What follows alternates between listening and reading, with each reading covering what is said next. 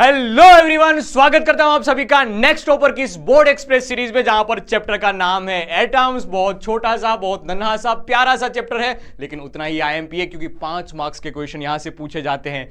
कहानी बताई जाए तो लास्ट 3 साल में 2024 में 1 मार्क्स के 2 क्वेश्चन, 3 मार्क्स के 1 क्वेश्चन पूछे गए हैं। 2023 में 1 मार्क्स के 2 मार्क्स के और 3-3 मार्क्स के 2-2 क्वेश्चन पूछे गए हैं। ये एक पेपर की बात नहीं कर रहा हूं, तुम्हारे जितने भी सेट्स होते हैं उन सभी का एवरेज नंबर निकाला गया है। 2020 में 1 मार्क्स का 1 क्वेश्चन, 2 मार्क्स का और 3 मार्क्स का भी 1-1 क्वेश्चन पूछा गया है।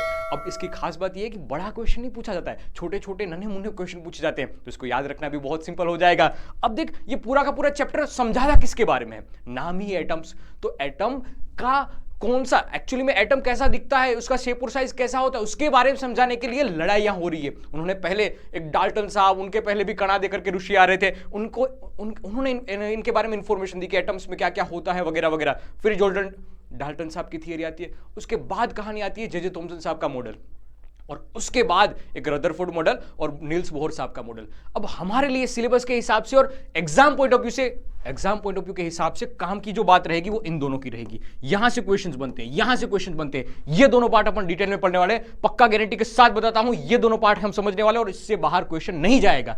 थोड़ा थोड़ा बात अगर कर दो जे थॉमसन साहब के मॉडल के बारे में, तो उन्होंने बताया कि सर एटम एक स्फेरिकल शेप का होता है, उसमें पॉजिटिवली चार्ज हो यूनिफॉर्मली डिस्ट्रीब्यूटेड होता है, और नेगेटिव है ना, वो एक ऐसे तरबूज में काले काले बीज जहां पर डिस्ट्रीब्यूटेड होते हैं ना, वैसे तरह से कुछ डिस्ट्रीब्यूटेड होता है। उन्होंने ये भी बात बता दी साथ साथ कि जितना पॉजिटिव चार्ज उतना ही नेगेटिव चार्ज, तो ये इलेक्ट्रॉनिक पॉइंट ऑफ व्यू से ये इलेक्ट्रिकली न्यूट्रल है। ये इंफॉर्मेशन उन्होंने दी थी। तो स्टेबिलिटी के बारे में भी ये जे थॉमसन साहब का एटॉमिक मॉडल है वो समझा रहा था। ये कहानी किसकी थी? Plum and pudding model, J Thomson साहब का मॉडल। हमारे काम की कौन सी कहानी है? ये है रदरफोर्ड साहब का मॉडल और नील्स बोहर साहब का मॉडल। यहां से शुरुआत करते हैं अपन।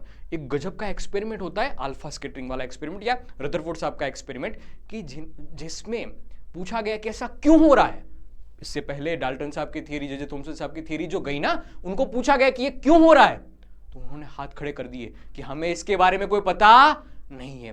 तो ये एक्सपेरिमेंट हम पहले समझने जा रहे हैं, उसके बाद कंक्लूजन पे आएंगे कि रदरफोर्ड साहब ने अपने एटॉमिक मॉडल में क्या क्या बातें मेंशन की है।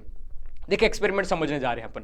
जे थॉमसन साहब की ये बात हमने पढ़ी है, इसके बेसिस पे हम कुछ क्वेश्चंस भी पूछेंगे उनको कि ऐसा क्यों हो रहा था, और उसके बेसिस पे हम कुछ कंक्लूजन लेने वाले हैं। इसलिए ये थोड़ी बात मैंने पहले ही बता दी। अब अपन एक्सपेरिमेंट पॉइंट ऑफ व्यू से जा रहे हैं। समझना पहले कहानी क्या है। एक ऐसा एलिमेंट है हमारे पास कि जिसमें से अल्फा पार्टिकल से सर करके निकल रहे हैं, जिसको बीम कहा गया कि अल्फा पार्टिकल्स की एक बीम है। अल्फा पार्टिकल्स क्या होता है? अल्फा पार्टिकल्स 2He+2 मतलब कि धन विजभारित कण होता है, पॉजिटिवली चार्ज कण होते हैं, पार्टिकल्स होते हैं। ठीक है, ये बात हमें समझ पाई। अब कोई एलिमेंट है, उस एलिमेंट को लेड शील्ड से कवर किया गया है, ताकि ये बीम के पॉइंट ऑफ व्यू शॉर्ट करके एक बीम के पॉइंट ऑफ व्यू से निकले। ये बीम निकली, हमने आगे है ना एक गोल्ड फॉइल रख दी, बहुत पतली सी 100 नैनोमीटर इसकी विड्थ है, बहुत पतली सी एक गोल्ड फॉइल रख दी। ठीक है, हुआ ये कहानी में कि सर हमने पाया ये कि आसपास लगाए गए जो डिटेक्टर था, उस डिटेक्टर में मेजॉरिटी पार्टिकल से वो ऐसे सट करके बाहर निकल गए, सट करके अब जैसे अनडेविएटेड अल्फा पार्टिकल्स मिले, कि भाई कोई डेविएशन देखने को नहीं मिला। उसका अप्रोक्सीमेटली डाटा देखा जाए तो देखना, अल्फा पार्टिकल्स ऐसे निकल रहे थे, अल्फा पार्टिकल्स ऐसे सट करके निकल रहे थे, ये सट करके निकल गए, ये सट करके निकल गए। देखना भाइयों बहनों, कहानी क्या कहती है। ये सट करके निकल गए, ये सट करके निकल गए, ये सट करके निकल गए। सर बहुत सारे ऐसे थे अल्फा पार्टिकल्स कि जो सट करके निकल गए, मतलब उसमें कोई डेविएशन नहीं आया। अब तुम्हारे दिमाग में बात है कि नहीं आया तो नहीं आया, क्या दिक्कत है? लेकिन हमने तो ये पढ़ा था ना जे थॉमसन साहब की कहानी में कि पॉजिटिवली चार्ज होता है एटम ऐसे पॉजिटिवली चार्ज यूनिफॉर्मली डिस्ट्रीब्यूटेड होता है। तो अगर ये पॉजिटिवली चार्ज है तो इन सभी में पॉजिटिव चार्ज होना चाहिए। यहां पर पॉजिटिव, इन सभी में पॉजिटिव चार्ज होना चाहिए। और ये अल्फा पार्टिकल तो खुद पॉजिटिव वाला है, अल्फा पार्टिकल तो खुद पॉजिटिवली चार्ज पार्टिकल है, तो इन दोनों के बीच में रिपल्सन होना चाहिए ना। तो ये इस वाले जोन में कोई भी, इस वाले डिटेक्टर के जोन में कोई भी अल्फा पार्टिकल टच नहीं होना चाहिए था, लेकिन एक्चुअल में ऐसा हो नहीं रहा था। तो पूछा गया क्यों? उन्होंने मना कर दिया कि हमें नहीं पता इसके बारे में, हम इस गांव के नहीं है, ऐसा उन्होंने बता दिया।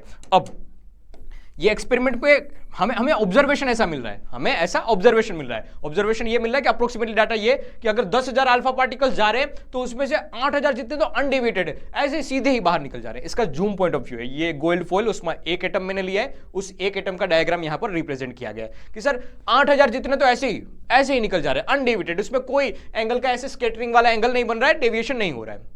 और थोड़ा डिटेल में पढ़ा जाए तो 1500 जितने थे कि जो 90 डिग्री से कम एंगल पे ऐसे डेविएट हो रहे थे। और थोड़ी बात बताई जाए तो 500 जितने ही से, सिर्फ 500 जितने कि जिसके लिए स्कैटरिंग एंगल है ना वो 90 डिग्री से ज्यादा था, ऐसे गए और 90 डिग्री से ऐसे मुड़ गए, 90 डिग्री से ऐसे मुड़ गए, ऐसे बहुत कम थे। 10,000 में से सिर्फ और सिर्फ 500 ही थे। और सिर्फ एक ही अल्फा पार्टिकल था 10,000 में से जो एकदम 180 डिग्री पे वापिस आया, मतलब ये गया और ये सट करके वापिस आया।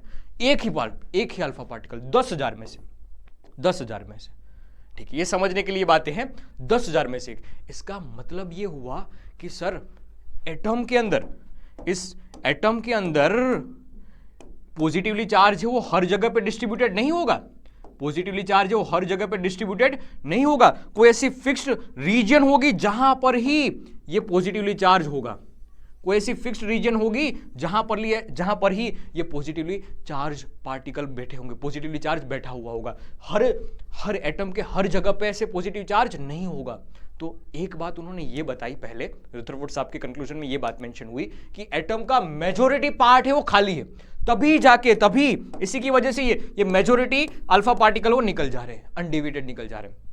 तो पहली बात रुदरफोर्ड साहब ने बताई, जे थॉमसन ने बताया था कि हर जगह पे पॉजिटिवली चार्ज है, नहीं, एटम का मेजॉरिटी पार्ट है वो खाली है। एक बहुत छोटी सी रीजन होगी एटम के अंदर, बहुत छोटी सी रीजन होगी, उस रीजन के अंदर पॉजिटिवली चार्ज होगा, उस रीजन के अंदर पॉजिटिव चार्ज इकट्ठे बैठे होंगे। उस रीजन को बोला गया है न्यूक्लियस, हृदय हो गया एटम का। हाँ ठीक है। और इलेक्ट्रॉन क्या कर रहे होंगे सर? इलेक्ट्रॉन ऐसे सर्कुलर पाथ पे घूम रहे होंगे, उनको उन्होंने बोल दिया कि ऑर्बिट। तो रुदरफोर्ड साहब का एक्सपेरिमेंट पूछा जाता है और उसमें पूछा जाता है कंक्लूजन बताओ कि उनके कंक्लूजन क्या था या ऑब्जर्वेशन क्या था। तो कंक्लूजन से ये बात निकल के आती है कि पहली बात तो सर लोट ऑफ स्पेस है वो एम्प्टी है, ठीक है। दूसरी बात कि देयर इज स्मॉल रीजन जिसको सेंटर नाम दिया गया है कि वहां पर पॉजिटिवली चार्ज होगा और उसको कहा गया है कि इसको न्यूक्लियस नाम दिया जाएगा। पहली बार न्यूक्लियस वर्ड यूज किया गया था इस एक्सपेरिमेंट के बेसिस पे, पहली बार। तो तालियां बजनी चाहिए इनके लिए। तीसरी बात उन्होंने ये बताई कि सर इलेक्ट्रॉन है उनके आसपास से रिवॉल्व कर रहे हैं, ठीक है, और सर्कुलर पाथ पे जिसको हमने ऑर्बिट्स नाम दिया है, ठीक है। ये कंक्लूजन निकल के आया, तब जाके एक मॉडल बनाया रुदरफोर्ड साहब का मॉडल, ठीक है। बढ़िया बात, हमें ये बातें हमें समझ में आ रही है, करेक्ट। अब इनके बेसिस पे हम है ना कुछ बात मतलब कोई टर्मिनोलॉजीज पढ़ते हैं जो क्वेश्चंस में पूछी जाती हैं। एक है इम्पैक्ट पैरामीटर, एक है स्कैटरिंग वाला एंगल और एक है डिस्टेंस ऑफ क्लोजेस्ट अप्रोच। ये तीन में से कोई एक आएगी, पक्की बात है। कोई एक से छोटा क्वेश्चन बनेगा या एमसीक्यू बनेगा। तो पहली बात अपन करने जा रहे हैं कि क्या होता है इम्पैक्ट पैरामीटर। इम्पैक्ट पैरामीटर मतलब कि सर ये न्यूक्लियस के सेंटर वाली लाइन है, उस सेंटर वाली लाइन से कितना ऊपर तक, कितना परपेंडिकुलर डिस्टेंस तक ये अल्फा पार्टिकल ऐसे सर्ट करके जा रहा है, तो उसको नाम दिया गया, उस परपेंडिकुलर डिस्टेंस को बोला गया इम्पैक्ट पैरामीटर बी जितना बड़ा होगा उतना स्कैटरिंग एंगल कम होगा। थीटा क्या है? स्कैटरिंग एंगल, उतना स्कैटरिंग एंगल कम होगा। बी जितना छोटा होगा स्कैटरिंग एंगल उतना बड़ा होगा। देख बी की वैल्यू अगर मैं 0 कर दूं, सट करके जाएगा, सट करके वापस आएगा, सट करके जाएगा, सट करके वापस आएगा। हाँ ठीक है, ये इम्पैक्ट पैरामीटर की बात है। यहां से बहुत छोटे छोटे क्वेश्चन पूछे जा सकते हैं, पूरा बड़ा क्वेश्चन नहीं पूछा जाएगा। दूसरा पार्ट कि sir number of scattering particles किस पे डिपेंड करता है? तो डिपेंड करता है कि सर अंदर जो न्यूक्लियस है उसके अंदर चार्ज कितना है। ये एटम के अंदर न्यूक्लियस में जो चार्ज है वो ZE जितना होता है। E क्या है? प्रोटॉन का चार्ज, और Z क्या है? Number of protons. तो Z पे डिपेंड करेगा और स्कैटरिंग एंगल के इनवर्सली प्रोपोर्शनल होगा। कितने नंबर ऑफ पार्टिकल्स, कितने नंबर ऑफ अल्फा पार्टिकल्स है वो डेविएट होंगे थीटा एंगल पे। ये इन चीजों पे डिपेंड करेगा। ये छोटे क्वेश्चन से, छोटे फॉर्मूले से छोटे क्वेश्चन बनाए जा सकते हैं, इसको भूलना नहीं है, दिलो दिमाग में बिठा ले। और इससे भी एक खास बात पूछी जाती है, डिस्टेंस ऑफ क्लोजेस्ट अप्रोच, ये पूछी जाती है। मैं यहां पर लिख देता हूं IMP में कि 2 मार्क्स में ये पूछी जा सकती है, 2 मार्क्स में ये पूछी जा सकती है। क्या कहती है डिस्टेंस ऑफ क्लोजेस्ट अप्रोच? ये बात बताती है कि जैसे अगर एटम के पास तुम ऐसा सट करके अल्फा पार्टिकल जाने देते हो ना, तो उसके पास अभी मान ले कि अल्फा पार्टिकल के पास कुछ काइनेटिक एनर्जी है जिसको की अल्फा हमने लिख लिया है। समझना इस कहानी को, हाँ, की अल्फा हमने लिख लिया है। हाँ उसके पास कुछ मास है और किस v वेलोसिटी से ये भाग रहा है, किसी v वेलोसिटी से ये भाग रहा है, गया गया गया गया गया गया गया गया। अब देख क्या ये न्यूक्लियस के साथ कोलाइड होगा कि नहीं होगा, तुझे ही पूछ रहा हूं गोलू भाई, पूछ क्या ये न्यूक्लियस के साथ कोलाइड होगा कि नहीं होगा। तो सर जैसे जैसे जैसे जैसे ये अंदर नजदीक नजदीक नजदीक जाता जाएगा ना, एक तगड़ा रिपल्सिव फोर्स डेवलप होगा। कौन सा वाला है, इलेक्ट्रोस्टैटिक रिपल्सिव फोर्स। कैसे सर, क्योंकि ये पॉजिटिव चार्ज है अल्फा पार्टिकल यानी He+2, 2e जितना चार्ज है इसके ऊपर, और ये Ze ये तो खुद पॉजिटिवली चार्ज है, तो इन दोनों के बीच में एक रिपल्सिव फोर्स होगा। तो धीरे धीरे धीरे यहां पर पहुंचेगा और उसकी काइनेटिक एनर्जी ठप हो जाएगी, उसकी काइनेटिक एनर्जी ठप हो जाएगी। यहां पहुंचते पहुंचते उसकी काइनेटिक एनर्जी क्या हो गई, 0 हो गई, K फाइनल हो गई 0। ये थी K इनिशियल, ये थी K इनिशियल, और ये V इनफाइनाइट पे था, तो अपन मान के चल रहे हैं कि U इनिशियल यहां पर 0 है। ठीक है, बढ़िया बात सर।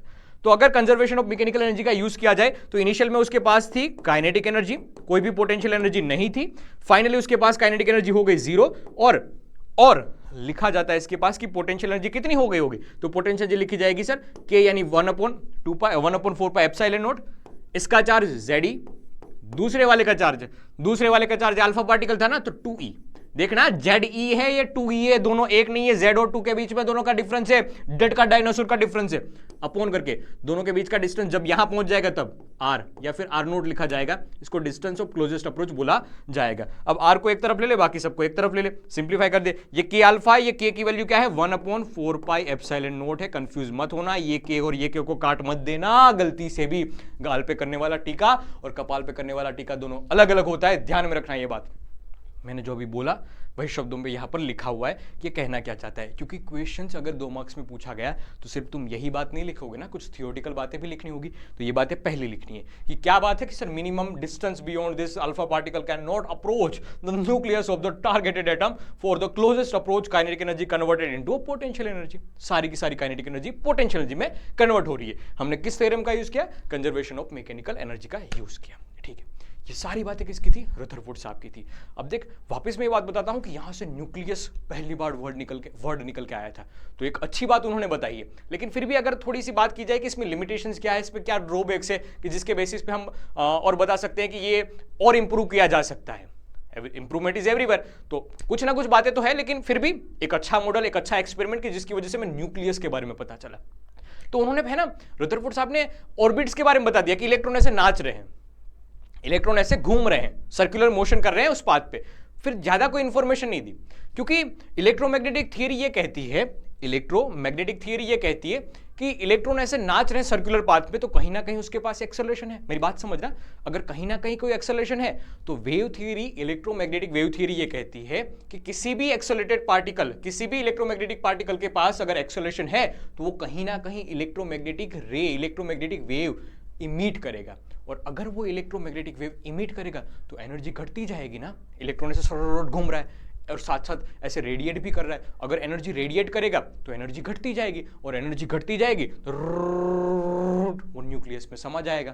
तो इसके स्टेबिलिटी पे खतरा आ गया कि न्यूक्लियस तो ऐसा नहीं करता है, इलेक्ट्रॉन तो ऐसा नहीं करता है, वो समा नहीं जाती है, वरना तो यहां खत्म हो जाती कहानी, चैप्टर ही आगे नहीं बढ़ता। तो ऐसा एक्चुअल में तो नहीं होता है।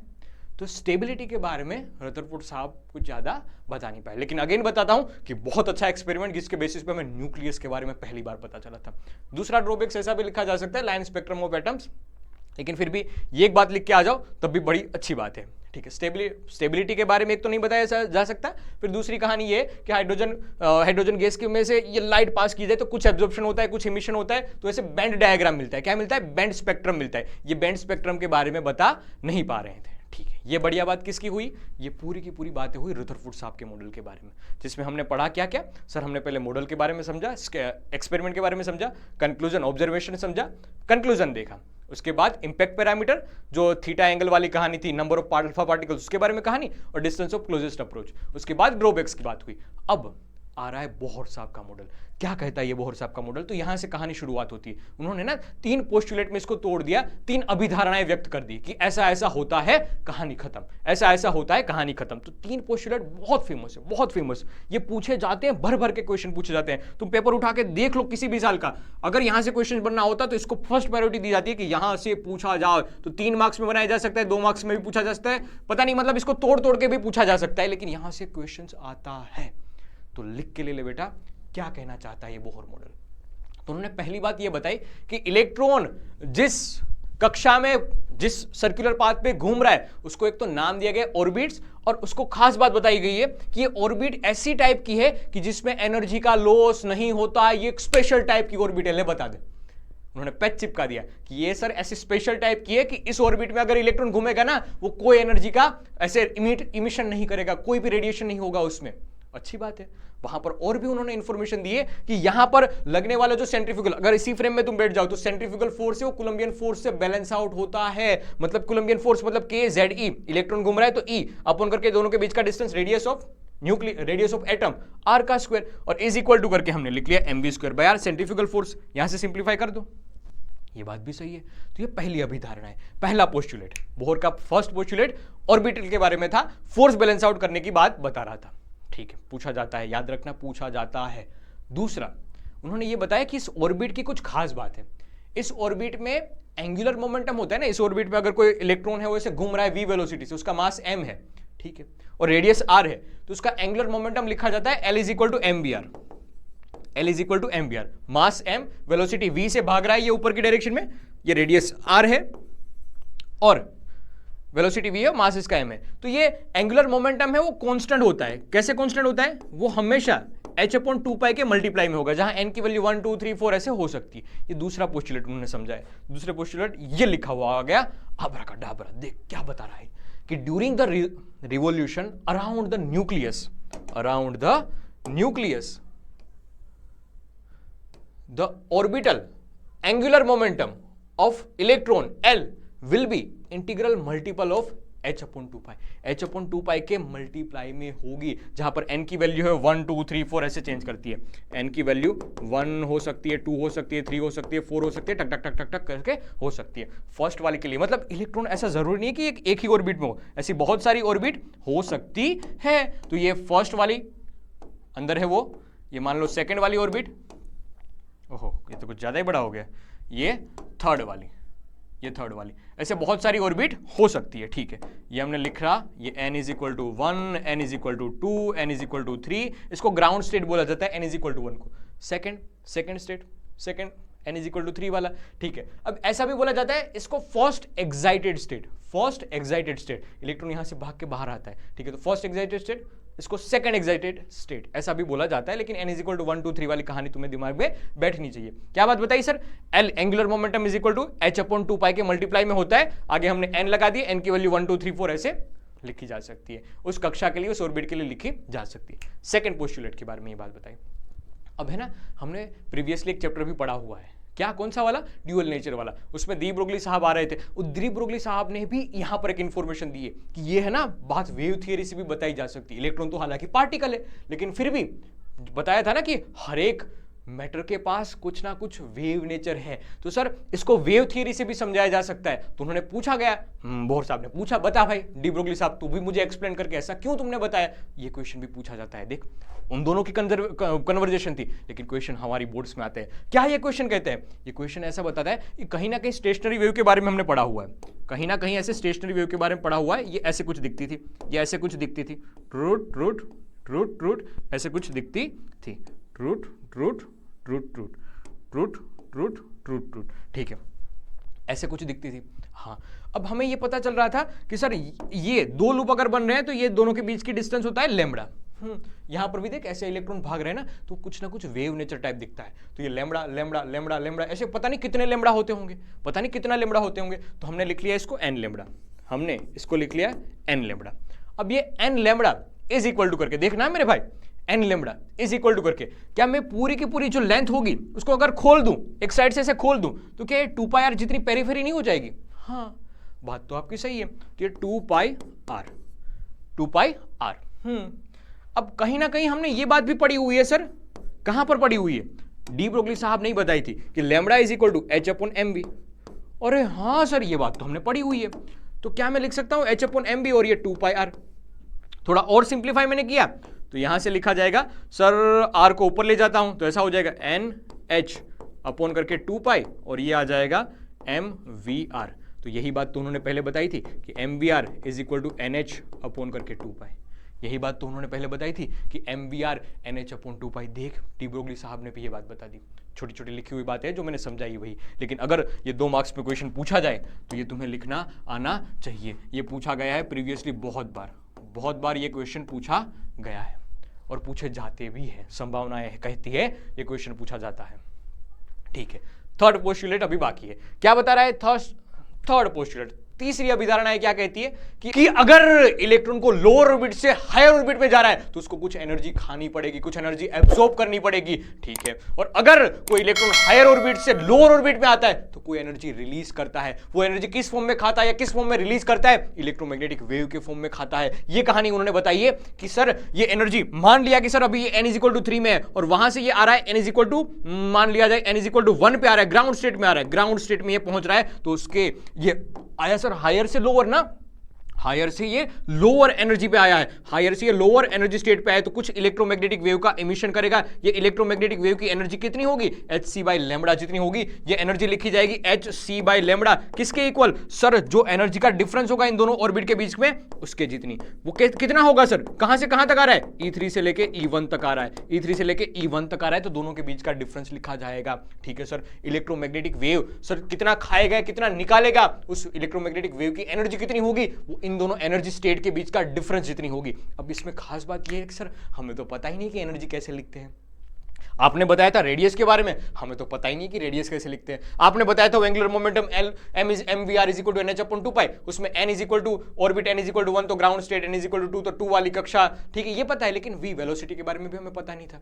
तो अब कुछ कैलकुलेशन वाला पार्ट बच रहा है। क्या कैलकुलेशन वाला पार्ट बच रहा है कि रेडियस कैसे निकाली जाएगी, वेलोसिटी कैसे निकाली जाएगी। तो थोड़ी थोड़ी हल्की फुल्की बात बता देता हूं कि ये दोनों, ये एक इक्वेशन, फर्स्ट इक्वेशन और ये सेकंड इक्वेशन, इन दोनों इक्वेशन का बेसिस पे ही हम उसकी रेडियस भी निकालेंगे, हम इसकी वेलोसिटी भी निकालेंगे। मैं सीधा भी फॉर्मूला सिखा रहा हूं कैसे याद रखना है वगैरह वगैरह। मैं लास्ट में कुछ क्वेश्चन आपको करवाऊंगा, उसमें मैंने पूरा का पूरा डेरिवेशन करवाया, थोड़ा वेट कर ले उसके लिए। तो दोनों का यूज करके मैंने एक इक्वेशन लिखी है रेडियस की, लिखी जाती है रेडियस nth ऑर्बिट के लिए h² अपॉन करके 4π² me के e² इंटू करके n² अपॉन करके z लिखा है। ये अलग से इसलिए लिखा गया है क्योंकि ये वाला जो पार्ट है वो पूरा का पूरा कांस्टेंट है, पूरा का पूरा कांस्टेंट है, जिसकी वैल्यू किसके इक्वल हो जाएगी? जिसकी वैल्यू हो जाएगी 0.529 एंगस्ट्रॉम के इक्वल। ठीक है, तो अगर तुम्हें z हाइड्रोजन के लिए ज्यादातर बातें होगी, लेकिन फिर भी अगर हाइड्रोजन लिखना है तो z=1 हो जाएगा। अब n अगर 1 वाली कक्षा के लिए, फर्स्ट ऑर्बिट के लिए, ग्राउंड स्टेट के लिए तुम्हें रेडियस लिख ली, n=1 लिख ले, n=2 लिख ले, दूसरी कक्षा के लिए रेडियस क्या हो जाएगी? ये r1 की वैल्यू आ गई, ये r2 की वैल्यू आ गई, ये r3 की वैल्यू आ गई। और हाँ ठीक है, ये बात हमें समझ में आई, ये बात हमें समझ में आई। अब वेलोसिटी कैसे लिखी जाती है? वही वाला फंक्शन, पूरा का पूरा वही वाला फंक्शन, उसी का यूज किया जाएगा। देखना समझना इस बात को। हाँ, वहां से सिंप्लीफाई किया गया और वेलोसिटी का फॉर्मूला लिखा गया है कि v 2π के e² अपॉन करके h z into n, z into n, जहां पर z क्या है? जहां पर z है एटॉमिक नंबर और n किस ऑर्बिट के लिए बात हो रही है, वह नंबर रिप्रेजेंट कर रहा है n की वैल्यू। ठीक है, अगर हमें टाइम पीरियड भी निकालना हो तो सीधा सीधा इक्वेशन लिख देना, time period t = 2πr nth कक्षा के लिए, nth ऑर्बिट के लिए अपॉन करके v, अपॉन करके v, डिस्टेंस अपॉन वेलोसिटी, यही लिखा जाएगा ना टाइम पीरियड के इक्वल। हाँ, तो पहली वाली कक्षा के लिए कैसे लिखा जाएगा, दूसरी कक्षा के लिए? ये nth के लिए टाइम पीरियड लिखने का तरीका आ गया, nth के लिए टाइम पीरियड लिखने का तरीका आ गया। यहां से सीधा ये भी किया जा सकता है कि r की वैल्यू के फॉर्म में लिख ले तो ये आ जाएगा प्रोपोर्शनल टू द n²/z, और ये वेलोसिटी तो उल्टा है ना, तो लिखा जाएगा z/n, तो ये n/z, तो प्रोपोर्शनलिटी इसकी चली जाएगी टाइम पीरियड की n³ अपॉन करके z²। टाइम पीरियड की प्रोपोर्शनलिटी सर, जो क्वांटम जो n है ना उसकी वैल्यू के क्यूब जितनी और एटॉमिक नंबर के स्क्वायर के प्रोपोर्शनल ये जा रही है, इनवर्सली प्रोपोर्शनल ये जा रही है। टाइम पीरियड की बात आ गई। यहां से छोटे छोटे क्वेश्चंस और न्यूमेरिकल्स एमसीक्यूज बन सकते हैं, कहानी दिमाग में याद रखना। अब ये कैसे फॉर्मूला डेरिवेट होता है अभी क्वेश्चन में मैं समझाऊंगा। ठीक है, आगे बढ़े कहानी की ओर। अब कहानी ये कहती है एनर्जी कैसे लिखी जाएगी, तो सीधी सी बात है, वेलोसिटी का फॉर्म अभी तुमने देखा है, काइनेटिक एनर्जी लिखी जाएगी 1/2 mv², जहां पर m क्या है? Mass of electron. v का फॉर्मूला क्या बन जाएगा? अब भी जो मैंने आपको रटवाया था वही वाला फॉर्मूला। ठीक है, और सिंप्लीफाई किया गया, एक भयानक सा फॉर्मूला मिल गया, एक भयानक सा फॉर्मूला मिल गया। ठीक है, याद रखने की जरूरत ना ना ना ना ना ना ना ना ना, रेडियस का याद रख लो, बहुत काफी है। फिर नहीं, किसके प्रोपोर्शनलिटी है वो तुम्हें याद रखना चाहिए, किससे प्रोपोर्शनलिटी है वो तुम्हें याद रखना चाहिए। एग्जांपल के रूप में यहां पर तुम्हें याद रखना चाहिए कि 0.53 या 0.529 इंटू करके n²/z, ये याद रखना चाहिए। ये याद रखना चाहिए 2.18 इंटू करके 10⁻⁶ z/n, ये याद रखना चाहिए। टाइम पीरियड के लिए ये कहानी मैंने आपको बताई, वह याद रख लो, काफी है। ठीक है, अब कहानी हम समझते हैं कि काइनेटिक एनर्जी कैसे लिखी जाएगी। 1/2 mv², पूरा v का फॉर्मूला लिख दो, कुछ फॉर्मूला मिल जाएगा तुम्हें। पोटेंशियल एनर्जी कैसे लिखी जाएगी सर, माइनस में k, बाउंड सिस्टम है ना, k Ze मतलब एटॉमिक चार्ज, ठीक है, अंदर का न्यूक्लियस का चार्ज, अपॉन इंटू करके इलेक्ट्रॉन के लिए ये एक अट्रैक्टिव फोर्स फील कर रहा है ना, ठीक है, तो वो लिखा इलेक्ट्रॉन का चार्ज अपॉन करके r दोनों के बीच का डिस्टेंस लिख लिया। और सिंप्लीफाई हमने किया है तो ऐसा कुछ फॉर्मूला मिल गया है, थोड़ा और सिंप्लीफाई किया, कुछ फॉर्मूला मिल गया है। टोटल एनर्जी इन दोनों का सम, टोटल एनर्जी इन दोनों का सम करके हमें यह पता चल रहा है, और जो कांस्टेंट वाली वैल्यू है उसको भी बाहर फेंक दिया जाए तो हमें कुछ फॉर्मूला मिलता है इसका कि 13.6 नेगेटिव में z² upon n, z² upon करके n², z² अपॉन करके n², ये कुछ फॉर्मूला हमें मिलता है। ठीक है, याद रखना ये कहानी, ये काम किए, ये तुम्हें याद रखना है, ये तुम्हें याद रखना है कि कैसे एनर्जी लिखी जाएगी, टोटल एनर्जी। ठीक है, अब इन तीनों के बीच का कंपैरिजन किया जाए, तुम्हें पता चलेगा कि टोटल एनर्जी और काइनेटिक एनर्जी की वैल्यू सेम होगी। टोटल एनर्जी होती है नेगेटिव में, टोटल एनर्जी नेगेटिव में होगी, काइनेटिक एनर्जी पॉजिटिव में होगी, और पोटेंशियल एनर्जी वो भी नेगेटिव में होगी। नेगेटिव में क्यों होती है, बाउंड सिस्टम है इस वजह से। ठीक है, लेकिन पोटेंशियल एनर्जी की वैल्यू है ना वो डबल है, इन दोनों से डबल है, तुम कंपैरिजन करके चेक कर सकते हो, यहां पर 8 आएगा, यहां पर भी 8 है, यहां पर 4 है, मतलब डबल है। तो ये रिलेशन का यूज होता है और छोटे छोटे क्वेश्चन यहां से पूछे जाते हैं, एमसीक्यूज पूछे जाते हैं, यहां से एमसीक्यूज पूछे जाते हैं। इस स्लाइड को तुम इग्नोर नहीं कर सकते मेरे भाई, इस स्लाइड को तुम इग्नोर नहीं कर सकते, यहां से छोटे मोटे क्वेश्चंस बनते हैं, एमसीक्यूज बनते हैं, इसको तुम इग्नोर नहीं कर सकते। बड़ा क्वेश्चन नहीं बनेगा इस चैप्टर से, 2 मार्क्स का क्वेश्चन बनेगा और एमसीक्यू बनेगा, 2 मार्क्स के क्वेश्चन और एमसीक्यू बनेंगे, एमसीक्यूज काम में आएंगे, सीधे फॉर्मूले से क्वेश्चन बनेंगे। ठीक है, और कहानी आगे बढ़ती है। देखिए ट्रांजिशन होता है ना, हमने ये सीखा ना 13.6 z² upon n, z² upon करके n², z की वैल्यू तो फिक्स कर दो क्योंकि हम ज्यादातर हाइड्रोजन के बारे में बात करेंगे, तो z की वैल्यू तो फिक्स कर दो, z की वैल्यू 1 हो गई। किसके बारे में बात कर रहे हैं, हम हाइड्रोजन के बारे में बात कर रहे हैं, तो z इज इक्वल टू 1 हो गया।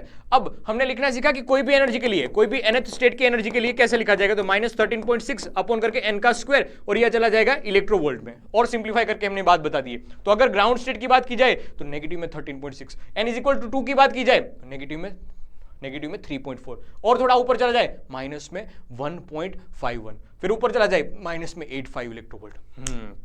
कहानी समझ में आ रही है, ऐसे ऐसे। अब इसमें ट्रांजिशन भी होता है, मतलब कि मान ले कि हम कहीं जा रहे हैं, n इज इक्वल टू 1 से लेके n इज इक्वल टू 4 तक हम जा रहे हैं, n इज इक्वल टू 2 से लेके n इज इक्वल टू 4 तक, तो यहां पर कुछ ना कुछ एनर्जी हमें चाहिए होगी, तभी ये इलेक्ट्रॉन गया होगा ऊपर। तो ये एनर्जी कितनी चाहिए होगी ताकि ये ऊपर जा पाए, ये एनर्जी कितनी चाहिए होगी, तो hc/λ हो रही होगी इन दोनों के बीच के डिफरेंस जितनी, E2 माइनस करके E3 की जितनी, इन दोनों के बीच के डिफरेंस जितनी।